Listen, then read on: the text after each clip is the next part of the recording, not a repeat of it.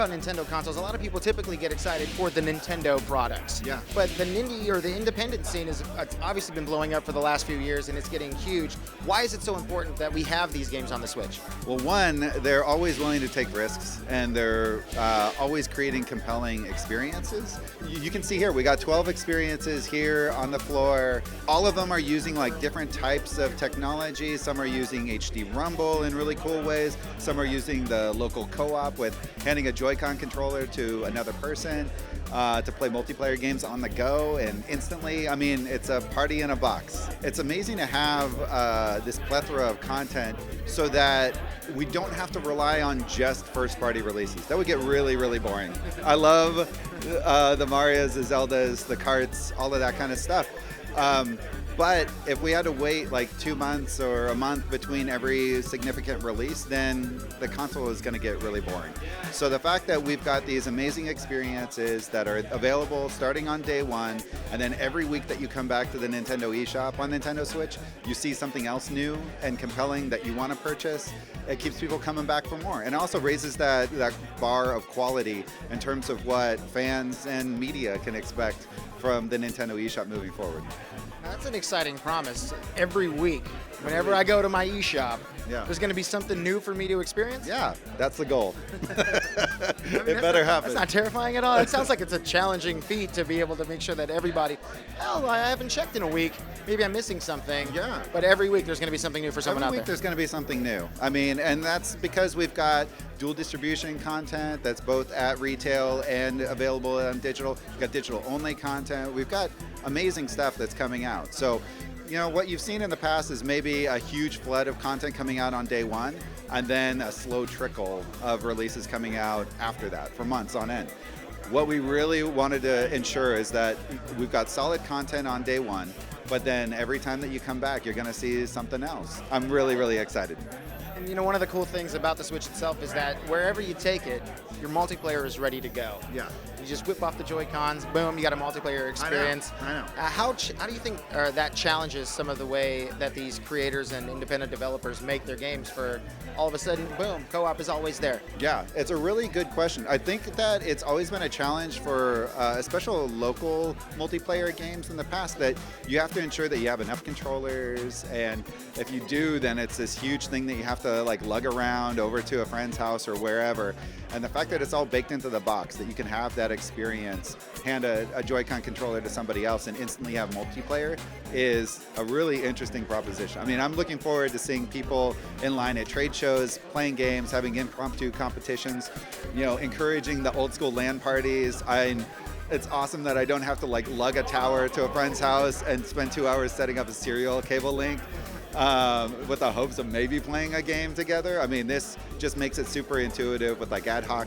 I really hope that I walk into a bar someday and just see people playing like multiplayer Switch games. It would be incredible. So Nintendo Switch is the ultimate party box. Even games that are known as being party games, like Jackbox Party Pack 3, be able to bring that, but now be able to carry that over to a friend's house easily and play a multiplayer game, that's rad. So I think people are going to be as excited as I am about it, and the developers are definitely excited about it. So let's talk about some of the titles that you guys are showing off here today. Yeah. I mean, I see Flipping Death right behind you. Get us a little bit excited about these Nindies experiences. There's a whole slew behind us. Okay. Tell us. Let's go one by one. One by one. I might have to look behind me to refer to what exactly is around here. No worries. That's why I'm here. Yeah. Well, that's good.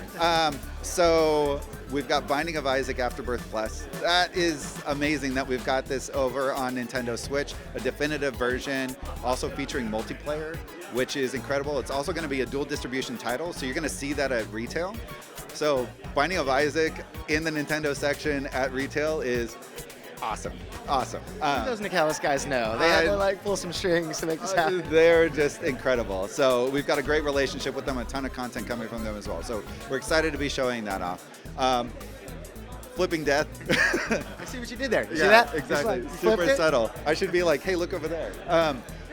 Flipping Death, Zoink has such a great reputation for quality content. We worked with them really closely on Stick It to the Man. We actually showcased them at GDC a few years ago as being one of the first Unity titles on Wii U. So we've established a really great relationship with them. Amazing to have the first reveal and also a first playable on the same day here at this event. So excited for people to get their hands on it, and it's super funny. Awesome British humor. People are going to dig it. Everybody loves solid British humor. Yeah. I mean, being a half Brit myself, that's where I get most of my humor from my mom's side. I see Tumbleseed. Tumbleseed Is another game that happens to be here playable, which I can't wait to just go back and play. But I mean, I would like to also hear a little bit more information about these games from you. I'm really excited about it, especially for the HD Rumble integration on that game. So I don't know if you're familiar with like the old school mechanical games like Ice Cold Beer that used to be in arcades. I love Ice Cold Beer. Oh my god. That's like my favorite. The real thing. That's my favorite thing. Is that playable on the Switch? It can be. We can turn anything into a drinking game. But I think with Ice Cold Beer, it was like this mechanic where you are actually using two levers to move this mechanical wooden or metal lever and a marble kind of up and down this machine. You had to dodge different holes. And the fact that they found out how to take this mechanic and turn it into a roguelike is amazing. And you play it, and it's a physics-based kind of puzzle game. It takes skill. It's skill-based in order to navigate through these. It's also got all these different seeds that you can unlock as well that have different powers and stuff. So every time you play, it's going to be different. But it is the best way to play it on Nintendo Switch because you've got that HD Rumble, and you can actually feel that seed kind of traveling from left to right on the screen. So I'm really excited about that game as well. Now, you mentioned HD Rumble. Yeah. I see Pocket Rumble. Yes. I assume that's going to take in full effect of the HD Rumble within the Switch. Yes. There's more of an emphasis on Pocket on that game, but it will have HD Rumble integration so that, basically the mechanic of the game is it's like a 2D brawler. It's a fighting game, but you're basically using only two buttons. So it's kind of like a Smash Brothers mechanic.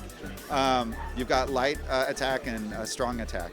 So where HD Rumble is going to be integrated is that the light punches are going to feel different in your hands versus a strong attack.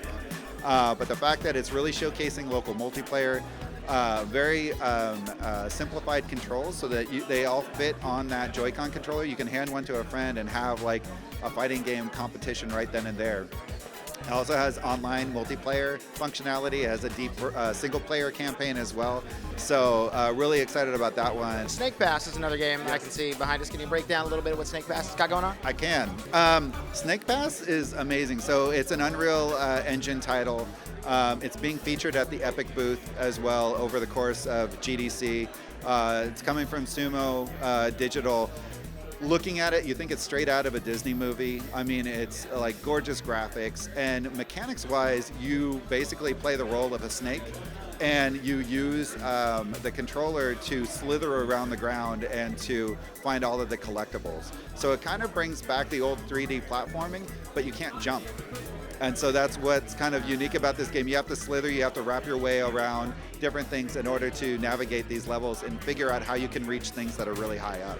It's really fun, really quirky, and just totally infectious to play it and see like the reactions on people's faces because it's just like a joy to play. So.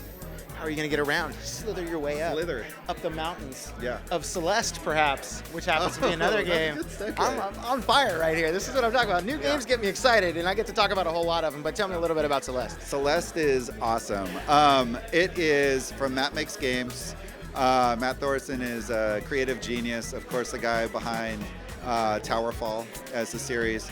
So we're really excited to get Celeste over. It's kind of got those that resemblance of like a Super Meat Boy, that kind of puzzle platforming mechanic. You start with some kind of the basic moves, but then you realize how deep it actually gets in terms of the types of maneuvers that you can do to manipulate all your way up this mountain. It is brutal. It counts the numbers of deaths. I've died a lot in that game. But every level that you progress through, it just keeps throwing more and more stuff at you, and it's super fun. And it'll be great as an on-the-go experience that you could just play whenever you want. Now, a game that I loved on the classic Nintendo systems, as well as my 3DS, was SteamWorld Dig. Yeah. We get a sequel coming to the Switch, Yeah. SteamWorld Dig 2. Yeah, that was a first reveal. Image and Forum have been hinting that they've been working on something in that universe for some time. You've got a new playable character, this female kind of heroine steambot that is traversing through this area. From what I understand, I don't hope I'm not giving away any spoilers, but it does kind of bridge some of the storylines amongst the other SteamWorld games. So I think you're gonna start seeing how all these universes kind of fit together. So I'm really excited to be playing that. It's gonna be coming out sooner than later, or else I'm gonna be cracking the whip on those guys. But I'm really excited as a first debut and as a first playable here at this event. I saw a lot of buzz online, people losing their mind about Blaster Master coming back. Blaster Master Zero. Yeah. It's been a while since we've seen a Blaster Master game. It's been a while. There was a sequel, but this is like a reimagining of the original. And then they're also adding some like unique levels and features and functionality to it. So Inti Creates is handling this, but working really closely with Sunsoft as the true creators of the original game. So it'll be awesome to see what they're doing with this game. The fact that they're also adding in some co-op functionality, so you can play with a friend, kind of relive that experience, maybe with a younger generation that wasn't around for the first iteration to come around. And then there's also going to be some character cameos. So they haven't announced anything yet, but you might have some other playable characters in the future in that game as well, which would be pretty fun. One game I am excited to see here, you got V-Blank behind me. Yeah. I mean, Retro City Rampage was the greatest game ever made because I'm in it. I'm a playable face in that game. Hopefully they will bring me back to Hawaii. Tell me about this new V-Blank game you guys are working on. Yeah, they've upped the ante all the way. So luckily we've been able to distract Brian from bringing out Retro City Rampage on some other crazy, Apple Watch would be the natural next step. So he's really focusing his efforts on Nintendo Switch. Really excited about Shakedown Hawaii. Can I make a GTA reference? I mean, it's amazing to have this open world kind of fantasy 16-bit world and be able to do the destruction that you want to do in it. I mean, it just keeps going on forever, and it's just a huge sandbox of fun to play with. So looking forward to people getting their hands on it very, very soon. And on Nintendo Switch first, which is really cool. Right, and if it has my face, it's going to sell like a bazillion units. That'll I got to be talk on to the Brian. I'm going to be like, Brian, can I get in this game possibly, hopefully? Maybe. And in 16-bit, it'll be so realistic. Right? I know. I'll look even better, more chiseled, more defined, and I'll be in Hawaii, so who doesn't want to, Absolutely. So Mr. Shifty. Yeah. Mr. Shifty. Tiny Build are brilliant. I mean, they've got such a great catalog of content. We've been working with them for some time. Mr. Shifty, we saw like a year ago or so, maybe longer, and fell in love with the mechanic. I mean, it's basically you almost play as like a Nightcrawler type of character from X-Men. You're just teleporting through walls, but it also has kind of the Hotline Miami vibe to it, where you're progressing level by level up this office building, I think. And you can utilize all sorts of weapons that you have at your disposal. You can pick up guns, you can use your fists, you can pick up 2x4s, and all of that is going to have a different sensation in your hands because of HD Rumble. So that's going to be a super fun game to play in the palm of your hands. That's a lot. I know we're missing stuff. There's still more stuff. Oh, the Graceful Explosion. Explosion Machine. Oh my God. I mean, it's got one of the coolest names. Yeah. Graceful, it's a graceful name. It's very dashing, very daring, and there's lots of explosions. Who doesn't love that? How does this machine work? That is another good one. So Graceful Explosion Machine is brilliant, I feel really happy to have like a good side-scrolling shooter on the platform early on in the launch. I feel like that's a mandatory for any console launch. But this one is like really deep. It's got level progression. It's got high score rankings and everything. It's got HD Rumble integration, so depending on your weapons, I think you have 4 different weapons to choose from. Each one has a different feel in the palm of your hands. So it's going to be super fun to see what kind of scores people can rack up on that game, but it feels really, really tight on Nintendo Switch.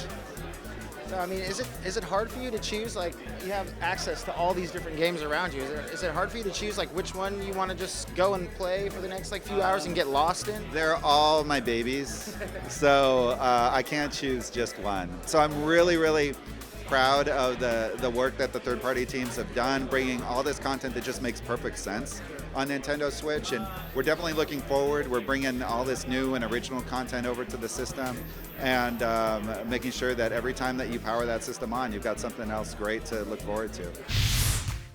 Hey, thanks for checking out that video on our EPN channel. It's just one small part of the things that we make around here. So if you liked it, don't forget to check out some of our other vids and hit that subscribe button.